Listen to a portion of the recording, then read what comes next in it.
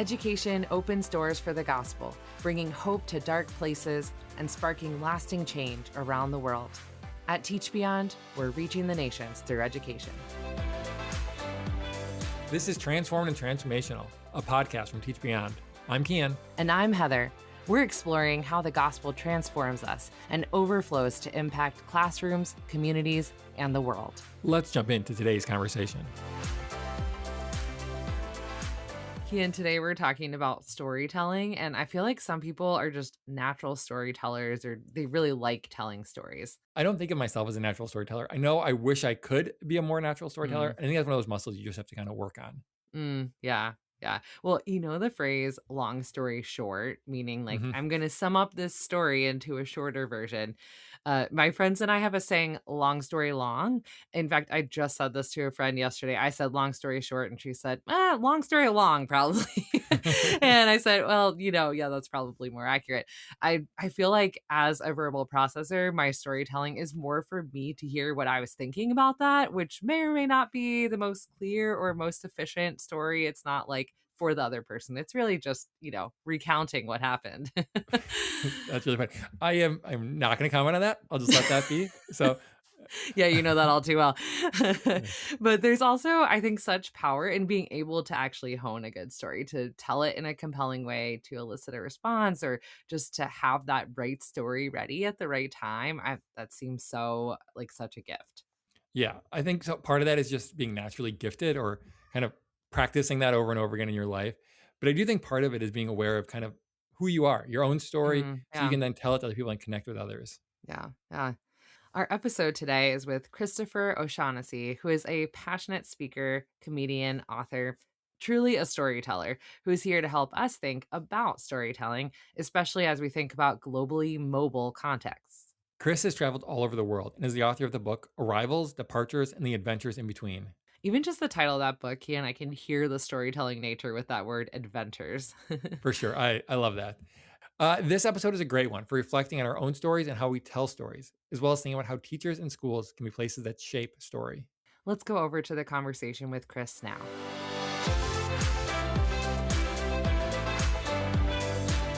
Welcome to the podcast, Chris. Thank you so much. It is a joy to be here. Hi, Chris. We are so excited to have you. As we get started, we're going to be talking a lot about the globe, traveling, being at lots of different places, being globally mobile. And I know you've yourself been to over 100 countries.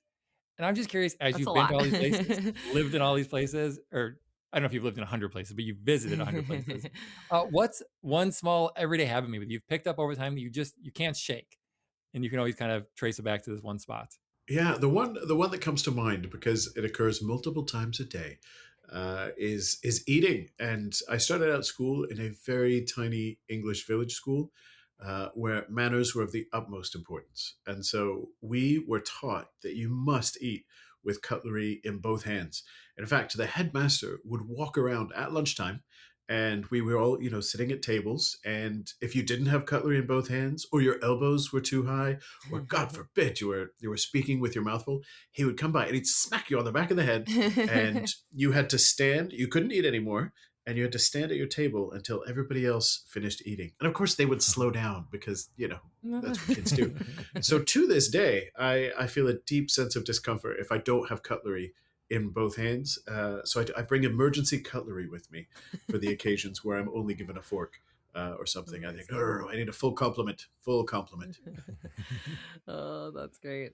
Where would you say are the cultures or the specific locations that have played the most into your formation in terms of where you've lived or visited a lot? Yeah. Well, again, I was born in the UK. And so, in fact, that's my fun little party trick is that this is not the American accent I had to learn.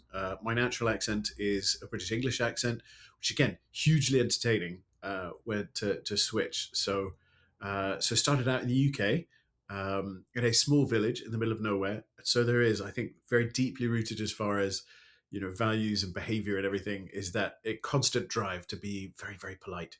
It was a very old fashioned school in the middle of nowhere.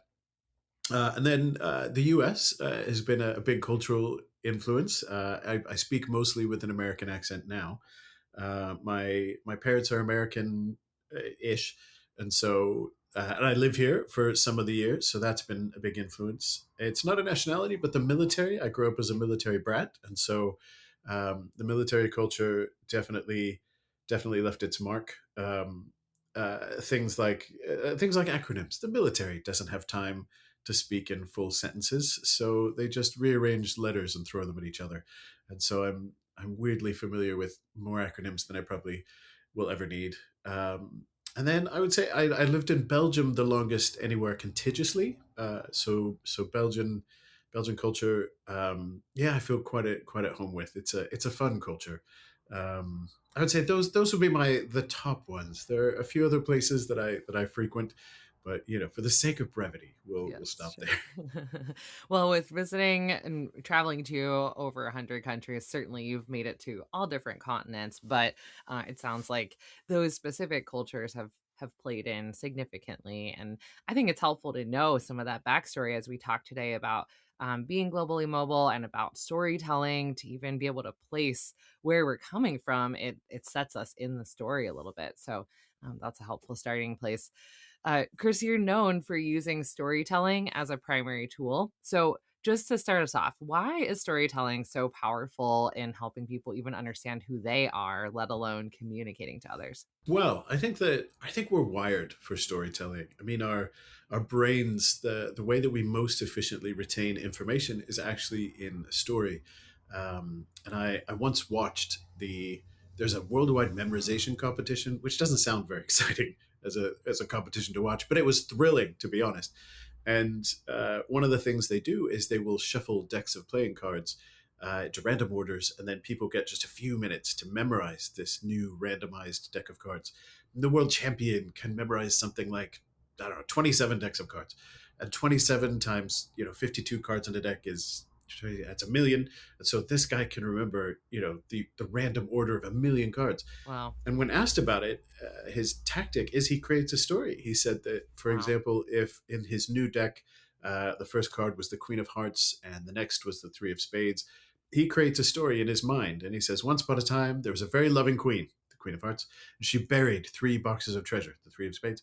And he can create a story big enough to remember all of that. And it's because our brains are wired for story. It helps us with memorization. It also helps us to contextualize. And it's worth bearing in mind, I think, as far as why it helps with identity and why I'm such a big fan of storytelling, is that we're wired in such a way that our brain is always searching for a complete story, and it will prioritize a complete story over an accurate story. And that's a Mm, really key thing to remember if we apply storytelling to identity, to our worldview on life, to how we see ourselves and other people, because it's going to prioritize complete over accurate. So taking the time to actually pull apart a story, taking the time to use that framework can help us see things more accurately, mm, because that's not necessarily accuracy is not our priority. mm. As people are engaging in telling stories and understanding themselves through a story, some people I know some people like love stories and kind of are intentionally drawn to stories. Some people love facts and kind of like the cold hard dates of a history book versus the story of history. Do you think people intentionally kind of know they're telling a story about their life, or is it something that just kind of happens in their subconscious that they don't even realize as they're Yeah. processing who they are and where they're from? Oh, I think to some degree it's subconscious. Mhm. Just because, again, I really do think we're wired for it, and it really story can be a link, a whole bunch of facts strung together. But I think even without realizing it, we're still providing context. I Mhm. think even if you were just trying to give a series of cold hard dates, unless you were intentionally doing that, intentionally saying, "I will not give any context. I will only list facts." I Yeah. think unless you were intentionally removing context, you almost can't help but give some context. So even the most cold details, and the person hearing it does the same. When just the Mhm. words I said, in even in my cultures that I stick to, we all picture what we think a small English village would look like. We all have a picture that comes to our mind just from the word military. We have a picture that comes to our mind when you say Belgium. So Mhm. whether you're intentionally saying it or whether people are unintentionally hearing it, there's always some story in context. Yeah. So as you said, kind of people will prioritize just a complete story over a accurate story. So for somebody who maybe subconsciously, not knowing that they are telling a story about themselves, what does that do for their perception of themselves, for how they understand who they are, if they don't necessarily have if they haven't intentionally done that, kind of gone through that Yeah. process? Well, I think, again, because we do seem to prioritize complete over accurate, if we don't take the time to pick it apart, then it means that either we're conveying or people are hearing sometimes things that may not necessarily be accurate. When we interpret things very, very differently. So the more concise we are, sometimes what we don't say is leaving room for other people to interpret, which can actually be really, really interesting. But if you're trying to convey something specific, not encapsulating it in a story, and if you haven't taken the time really to think about your own story, your own history, your own culture, the things that have made you who you are, then you're missing out in many ways on a lot of the power that comes from that. Because stories are also how we best connect. We find overlap in common experiences and common beliefs and common hobbies. So the more of your story you can refine, the more you're opening up points of connection, the more you're allowing for the possibility of conduits to grow between you and the people hearing your story. I talked to somebody who was kind of a writer performer, and they talk about how kind of the more detailed, the more specific you can get in a story, the more it connects with other people. Kind of you kind of assume, hey, I need to be broad in order to connect with people, but they're saying actually no. When you get into like fine details, that connects with people more than you might assume. So as you say, kind of connections, point of connections, it increases. So are there examples of kind of stories unlocking things, connecting with other people that you tell, and how that kind of builds bridges? Yeah, I mean, there's one I use for a lot of my introductions. And it's probably the story I've told the most, and it's the story of moving as a small child from that little tiny English village. We moved to Las Vegas, Nevada. My dad got restationed, and so I was very young. My as far as my memories, it was all a little British village where I was trained to be polite in a tiny school. We had 7 students in my class, and we began each day. You would come into the classroom and you would stand silently behind your chair, and you didn't talk, and you didn't move, and you didn't breathe until a teacher came in and gave you permission, because politeness. And so we shifted from that. I up and moved to a public school in Las Vegas. I went from a village school of maybe 100 students, and honestly, that included sheep. So that was really a very broad categorization of all animals taking part in education, to Las Vegas, a school of 1,000 or 2, and it was just a huge shock, because you don't stand politely, silently behind your chair. So the expectations all shifted. It was so much louder. I dressed quite a bit behind. This took place in kind of the late '80s, early '90s. Neon colors had only just been invented in the US, so everyone dressed like they'd been attacked with a highlighter pen. But the '90s didn't come to the UK until about 2005. So we still dressed like the '70s. So I stood out because of how I dressed. I stood out because of my accent. And on the first day of class, vastly unprepared, not understanding why everyone was so loud and not standing silently, then there was the Pledge of Allegiance. I had no idea what was happening. It was terrifying when, at the sound of a gong from the intercom, an entire class of students fell silent, stood up, turned to the corner of the room, and started all saying the same thing with their hand over their heart. If you're the only person in the room who doesn't know what's going on, that's really scary. I tried to fit in. I didn't, the only patriotic thing I knew was God Save the Queen. So that's what I did. I'm left-handed, which doesn't help either. So I put my left hand on my heart, trying to fit in with everybody, and then said something patriotic, which was God Save the Queen. And obviously, you could construe that as being slightly disrespectful to the flag of the United States. And my teacher was livid.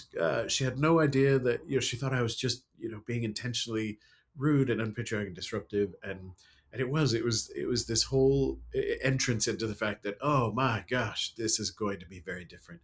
And I use that story because it illustrates, first of all, it's connective. Everybody's had a moment where they're embarrassed, or they don't belong, or they don't know what's going on. That is universal to the human experience. And so I love that story because it's meant to be connecting and inclusive. It's meant to say, let's draw upon something we've all been through to some degree, and everyone's got their own story of that. But it also brings up a very base concept that is useful in many ways, and that is that as humans, we all project, we all universalize. So we assume the way we do things is how everybody does them until we're faced with evidence to the contrary. And as we grow older, we get more and more evidence of that. And so for me, that was the big first roadblock that went, oh, just because you do it this way does not mean everybody does it this way. And we pick up more and more of those as we become older and adapt. But that's probably the most frequent story because again, it's got something everyone can relate to. We've all been embarrassed and out of place, and yeah, we're all projecting to greater or lesser degrees. I love that story. I feel like I've read that book, City Mouse, Country Mouse, kind of thing. You know, that Right. is a very good story. Like that happens to people, but it's also very Yeah. specific to your situation. Um, Also, the way you tell it, you obviously use a lot of jokes and humor as you're sharing stories, as you're telling stories about yourself, talking to people. Is there something specific about humor in telling your story that's important versus kind of maybe a drier version of the same story? Yeah, well, I think humor is very very powerful, and because it's powerful, it has to be used very carefully. Because I think humor done right is inherently welcoming. You know, if you think about laughing is a really funny thing, in that it's one of the few sort of physical outbursts that we have decided is perfectly acceptable. There's not many that fall into the acceptable in most situations. Obviously, there are places you should not laugh, but for the most part, it's acceptable. You know, crying, we try not to do that. Crying, that'll hopefully, if you're around compassionate people, elicit help. Yelling, we say so. There are, as far as physical expressions and outbursts go, humor is one of the ones that, even though it's incredibly raw, we find very acceptable, and that makes it sort of a bonding behavior. It's There's something incredibly disarming because you're showing, a real laugh is you expressing outwardly what you're feeling on the inside, and very rarely are we given permission to do that so easily. Usually we have to run through a bunch of checks to go, is it okay to say this, what? But laughter is an acceptable, just "Bleh, there it is, I felt it, and now you all know I felt it." So it can be a really bonding, it can be a really connecting sort of emotion if it's done well. It's also really disarming. There's lovely statistics from the University of, and they talk about something, how if we laugh we are so much more likely to remember something. So if you can attach a concept or a theory or even a fact with laughter, it imprints far deeper in our brain. It's that because we release, a bit of a bit of a happy chemical with laughter. And if you do that at the same time as learning something, that happy chemical helps imprint it a little bit deeper. So I think using humor as long as it's meant to be inclusive, as long as it's the kind of humor that can bring other people along, it's really useful. It takes a little bit of extra work because humor can certainly be used in harmful ways, but it is that if you're willing to put in the time to fine tune humor to make it inclusive, it's a great way to make sure people remember things. Mm. It strikes me that humor and even storytelling and the way we tell about ourselves, our experiences, is also very culturally nuanced. Mm. And the fact that you have traveled and spoken and interacted with people in so many different cultures, I'm curious what you've learned about storytelling and humor through those, different cultural moments, and how that shapes even the way you're portrayed or the way you might tell something. Yeah, very much so. Because it's humor is taken differently in different places. I can remember, traveling to places where, for instance, sarcasm is just not so much a thing. In a lot of Western cultures, we will use sarcasm, and it has to do with tone and that kind of thing. But it can be really off-putting for cultures that that don't use sarcasm. That can be not just off-putting, but puts up barriers for confusion and things. And I've definitely had times where, I thought I was being, over the top, where I had some translators. I was working at a service project, and I think it was in Slovakia, and I wanted to, get on with my translators that were helping out with our team. We were building playgrounds at a school, and so I did. I would just throw in over the top, ridiculous nonsense just to be funny, um, and and they sarcasm doesn't work, and so they, I would say things like, "When we unveil this playground, I would like to arrive riding triumphantly on an elephant," which is absurd. Like, of course, I don't actually want an elephant. We're in Slovakia, but sarcasm and that kind of it just contextually it really didn't work. And so I had these poor translators who were actually looking for elephants, and one came back, very fearfully and said, "Look, there is an elephant in the zoo in Bratislava, but they don't lend it out or anything." So, I was like, "Oh my gosh, no, I don't actually want an elephant." And they're like, "Well, then why would you say it?" So it is. It's being able to be contextually aware, and there's loads of ways you can do that. Just understanding. I mean, in very brief sort of synopsis, understanding whether a culture communicates more high or low context is really helpful. Some cultures are very direct; they're low context. They just say it how it is. Some cultures are quite high context; they'll dance around it. That affects humor, quite a bit. Also, and there are lovely cultural assessments that you can read about if you just want a quick rundown. But you can take those culture assessments that again decide, how much emotion is okay to express. Some cultures, are very naturally expressive. Some cultures are very naturally reserved. But you can use those things, and it's a good idea to research that sort of thing before you try to employ humor, just because that's going to have a huge effect on it. But universally, humans do like to laugh. That is thankfully a universal human trait. And so if you can work in it culturally appropriate, then that's a fantastic. And learning about what a country or a culture finds funny is such incredible valuable insight. To me, it would be a fascinating study just to just have a catalog of senses of humor across the globe. I think that would be a Hmm. fascinating book. Yeah. Yeah. Yeah. Okay, there's your brainstorm right now, There, Chris. There we there we go. go. I'll get on it. I'll get on it. Let's take a short break for a story from the field. Throughout her childhood, Anna felt like an outcast. She was an orphan, a child from a village called Nobody, and society certainly treated her as such. Anna had been born with albinism, a genetic condition that made her visibly different from the children around her. In South Africa, this not only presented a risk to her safety, but also severely limited any opportunities to escape poverty. Her future was uncertain until Teach Beyond's Open Schools Worldwide program changed everything. With minimal previous education, Anna began attending the Open Schools Worldwide program at a local drop-in center at the age of 13. The program teaches functional numeracy and literacy while modeling God's love and helping children develop self-esteem and self-worth. Anna was fed, she was cared for, and she was taught the Bible. She began to learn and understand her value as a child of God. This week, we are continuing with sharing about Each One Matters. Teach Beyond's campaign focus on the ways we serve with and work alongside those in the margins. To learn more about the Each One Matters campaign, click on the link in the show notes or visit teachbeyond.org/eachoneMatters. Now back to our conversation with Chris.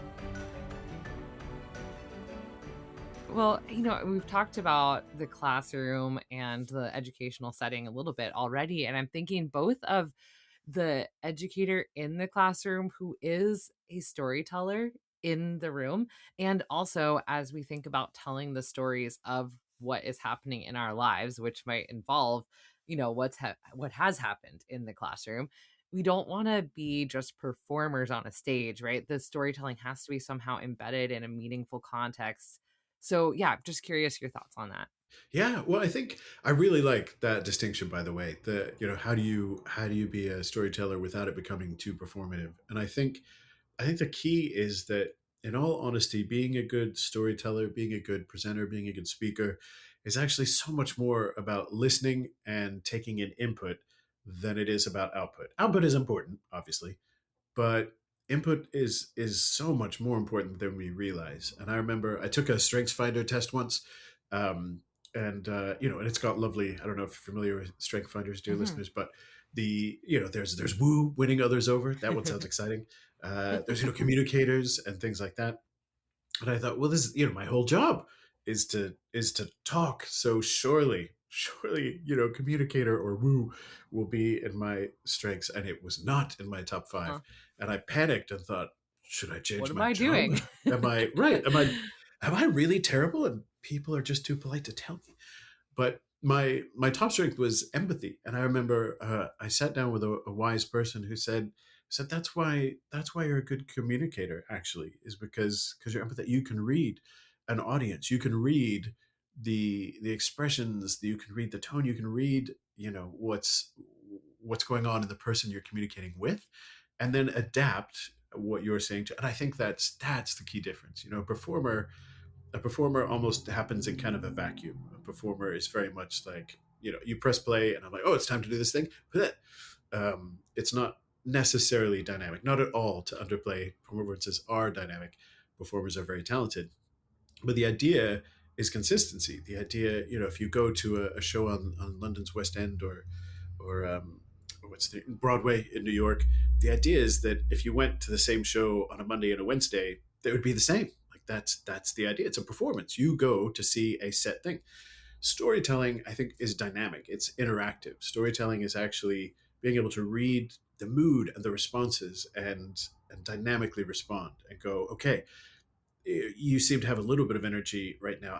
What can I do? How can I change my tone? How can I change everything to ramp you up a little bit? Or, in a class, be like, whoo, you're all a little over the top. How can I adapt to get this information in a way that will make you calm down and listen? So I think it's the ability to react, the ability to read is what keeps it different. So that ability to read and empathize, I think, is really, really key. I love that. And part of it is the empathy and the reading the room and seeing kind of what people engage in and want to kind of interact with. And as I'm thinking about the people who are listening, their kids, maybe the people who are actively listening themselves, and those who are globally mobile, who have kind of complicated life stories, complicated stories as they think back about who they are. You have mentioned yourself, all the traveling places you've lived, and people kind of juggle, okay, how much do I share when somebody says, where are you from? Who are you? Right. Um, Kind of that complicated story, how they both think about their own story and process it, and also how they share it in a way that engages people, connects with people, but doesn't, they might be afraid it might overwhelm them. So just how do they kind of process those connections and who they are themselves? Yeah.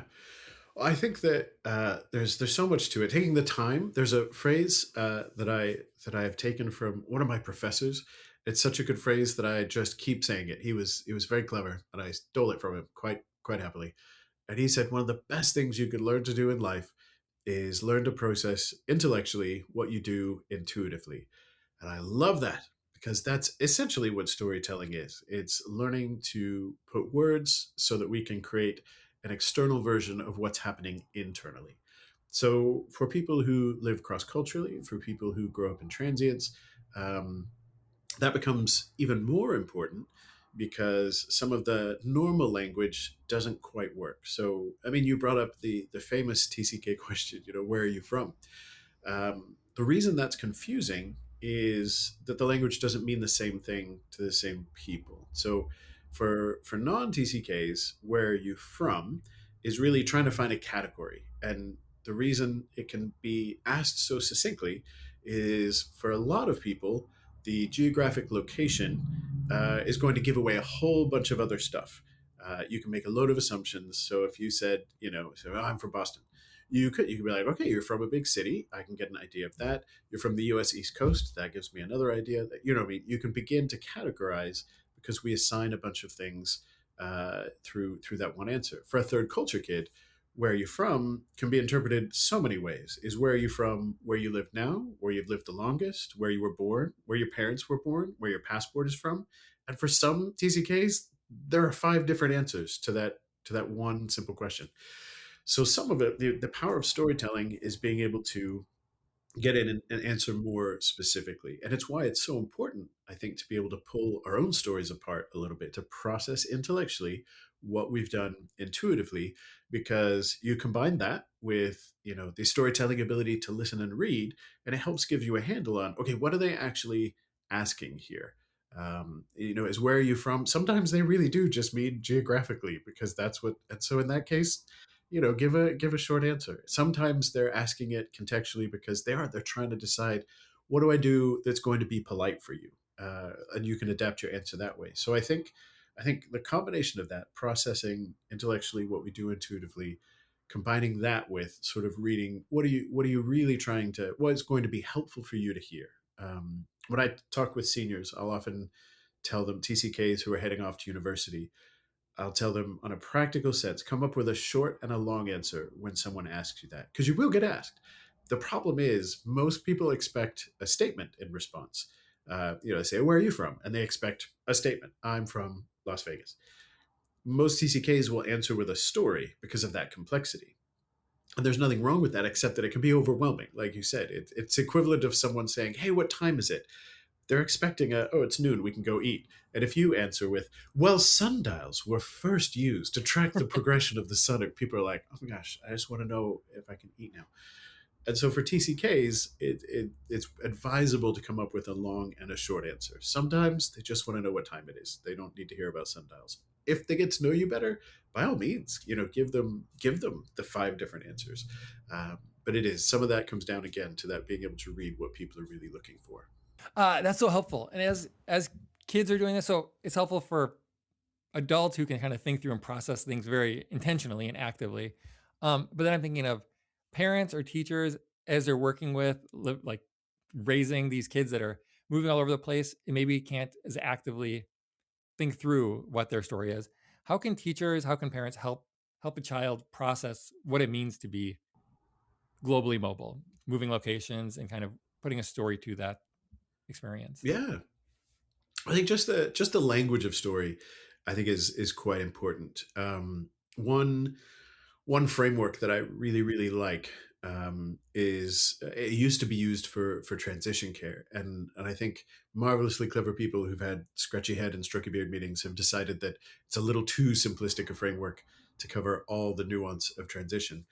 But as far as a storytelling framework, I still think it's really helpful. And it's the idea that most stories, go from some degree of moving from, an adventure or normality, then there's some sort of challenge or crisis. Then we get to see, in the story, there's a progression. You overcome the challenge or crisis, you recover from it, and then finally you adjust. You've been changed because of it. In general terms, we usually say that we start from a place where we're settled, or a place where we know what's going on, and just because it sounds fun, we'll call that adventure. So adventure is the point in your story where you feel relatively comfortable, where things are normal, and you're like, hey, I know what I'm doing.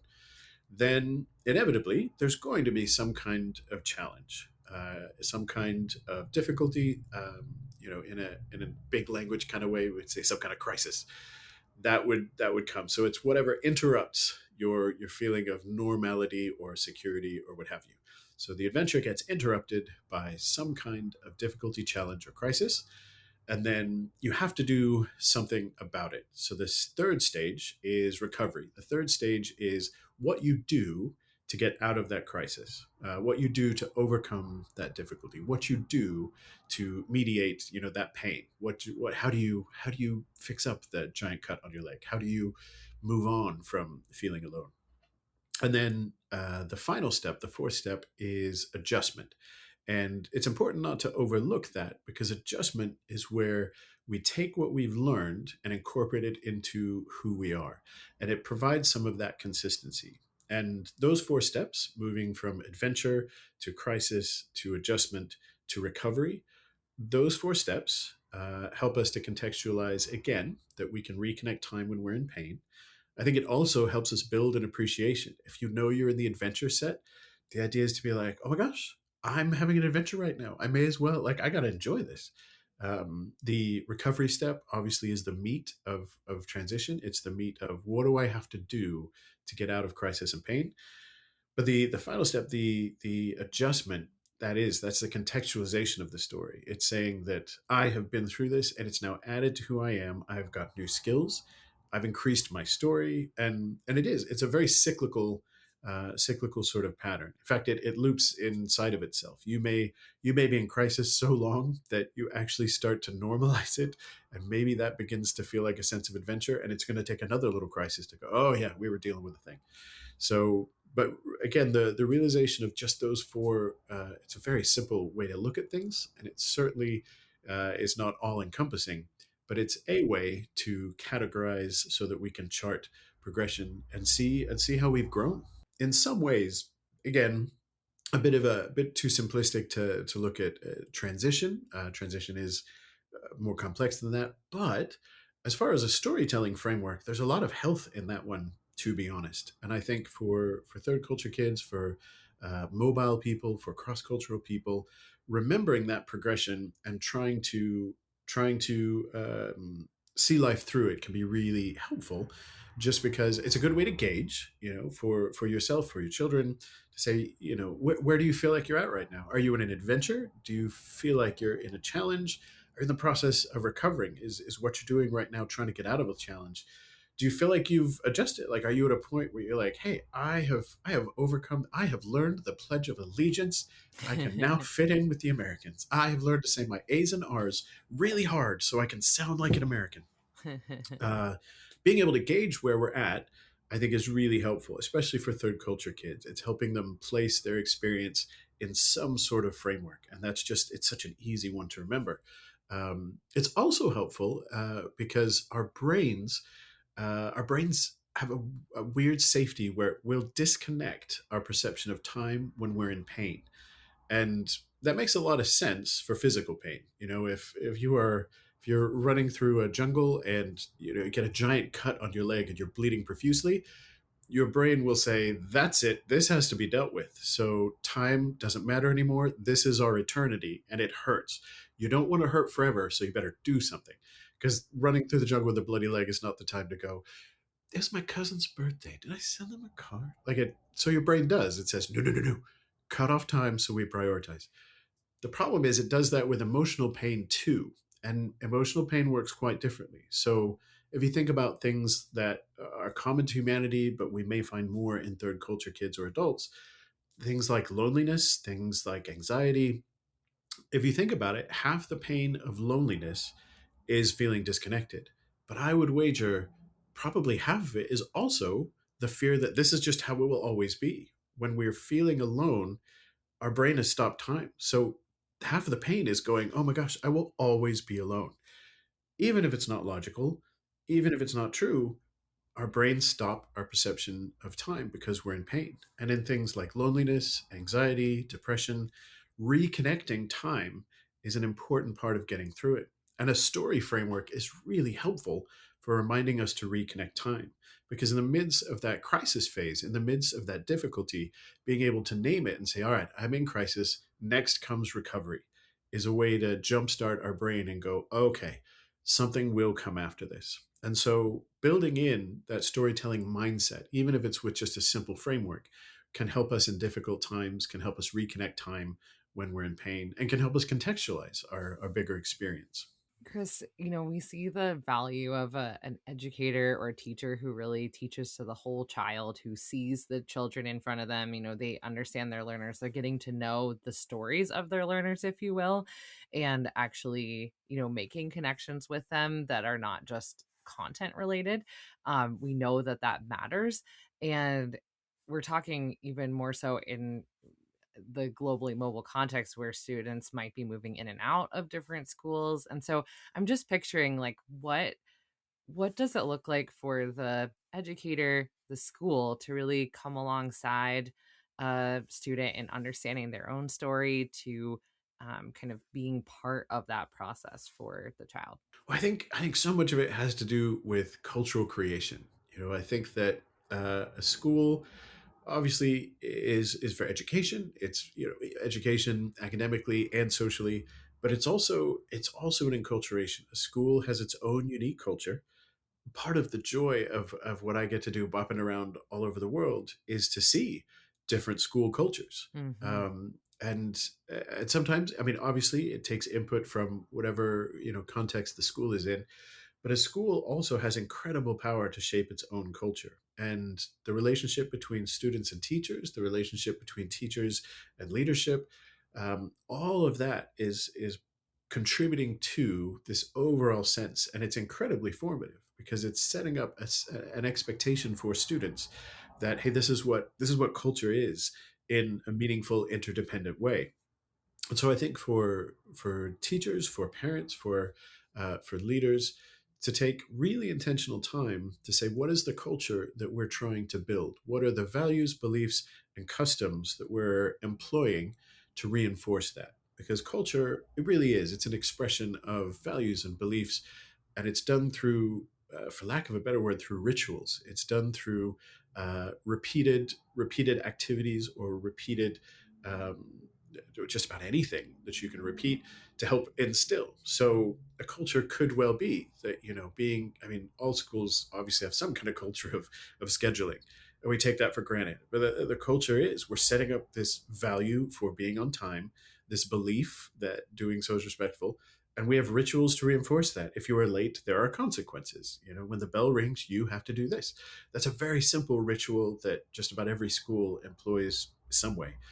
But if you expand that idea, we're also employing rituals on how do we do conflict resolution. That's being exemplified by teachers and by leadership. And it's exemplified by what we see in students. Do we reward when they do conflict resolution well? Do we have a process to help correct when it's not done well? That's a ritual that prioritizes conflict resolution. Empathy. Do we have rituals that help institute that we want to create an empathetic culture? We want you to be aware of, moved by, and take action based on the feeling of those around you. So if we created a culture where not only do we applaud your recognition of other people's feelings, but where we have provided agency for you to act on that. Some schools do really well at saying, recognize the feelings of others, but there's a lack of ability to move on agency. It can be very frustrating if you're empathetic and feel everything but can't do anything about it. So the culture that schools create is huge, and being able to, again, pay attention to that in a very intentional sense and process intellectually what we do intuitively. To say intuitively, we want people to feel like they belong. Intuitively, we want, to prioritize these things. But intellectually, how are we creating the space? How are we reinforcing through rituals that these are our priorities? That cultural creation sets a tone that sticks with kids for a long time. Like I said, to this day, I need cutlery in both hands. That is a cultural institution Yes. that was set in motion that it can't break. So Yeah. what incredible power there is to create culture. Because we're learning the story that we're living as we're experiencing it, and the Exactly. culture of the school and the relationships within it then have such power in how we're being formed. Chris, thank you so much for all of these thoughts. Wow, we've thought more about story and about the way that our different experiences kind of shape who we are, and I think too about the significant role then that we have as we work with the children or youth that are within our care or in our homes or in our lives in other ways, and how we can be part of helping them have awareness about and shaping their story. So thank you so much for joining us. I'm sure there's much more we could say, but thank you so much for these thoughts today. Oh, my pleasure. It has been an absolute thrill. Thanks so much for having me. Yeah. Thank you, Chris. We have one final question that we like to ask all of our guests before we let them leave. And that is, what's one thing that's changing your life this week? So you're allowed to go big, you can go small, kind of wherever you want to take it. I'll go first, and then Heather will go, and you get a little bit of time to think about it. Hopefully, you can come up with a big answer or a small answer, depending on where you want to go. So, what's changing my life this week is we have borrowed a power washer, which so now Uh-huh. we've been like power washing sidewalks and driveways and everything else.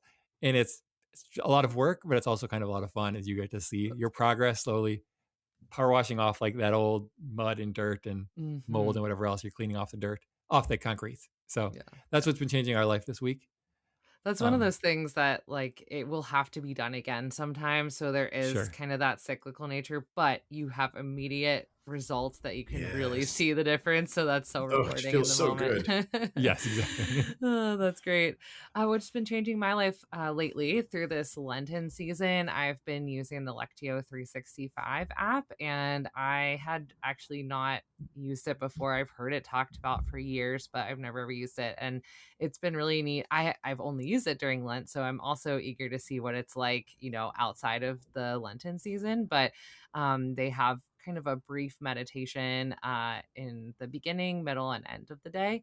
And so I try to incorporate that whenever I can. And as someone who does not slow my thoughts very well, it's really nice to have that guide and pairing it with other things I'm doing in my day too. So that's been changing my life lately and highly recommend.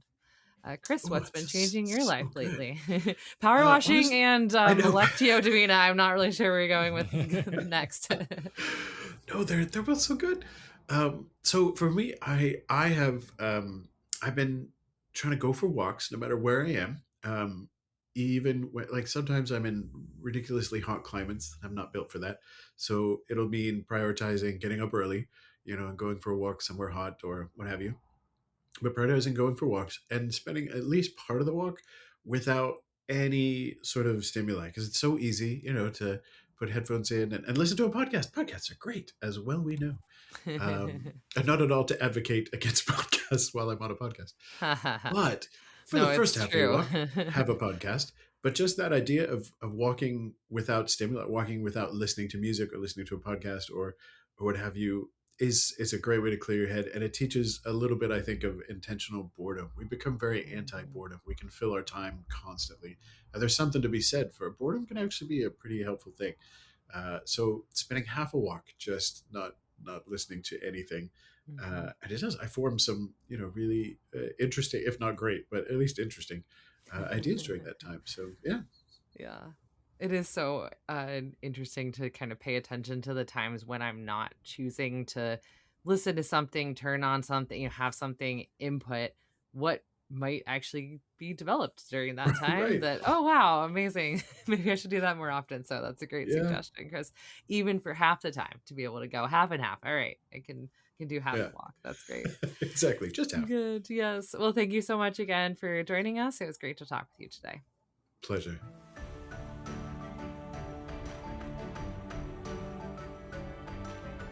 Heather and I serve with Teach Beyond, a mission organization reaching the nations through education. Want to learn more and get involved? Visit teachbeyond.org or follow us on social media. To help more people find the podcast and hear about Teach Beyond, we'd love it if you would leave a rating or review and share the show with a friend. Be sure you're subscribed or following the show on the platform where you listen so you never miss an episode.